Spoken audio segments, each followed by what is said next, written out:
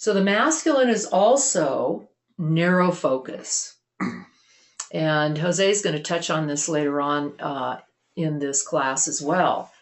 But this is just to introduce the concept to you that narrow focus focuses on one thing at a time. And that's the masculine, being able to focus.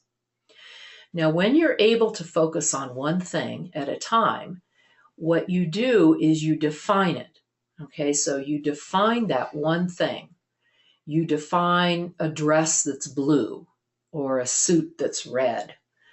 And then you define another one. Okay, this one is brown. When you define something, you're able to choose between the two. You're able to make a clear choice. When things are undefinable, when things are too wide, in a too wide of a focus, it's very difficult to choose. So when you look at this slide that's on the right, which is the feminine, this is all inclusive.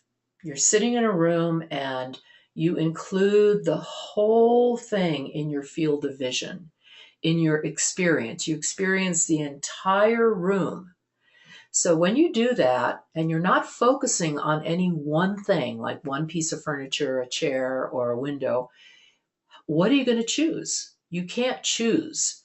If somebody says, well, choose one thing in that room, you would have to go and actually narrow focus on a number of items. And then until you focused on each one of them, you wouldn't know which one to choose.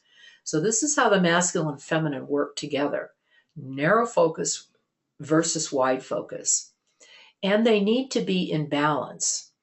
So what we find is that in our culture now, we are, especially in many of these jobs that people have, they're very focused. When I am sitting and writing something in the computer for hours and hours, it's too much. I need to take a break. So you need to take a break and go out and just breathe and go into that wide focus where you just allow the environment just to be there. So it's a good concept to practice for balance. And again, we're going to explore this idea of balance much more as part of this webinar in the future.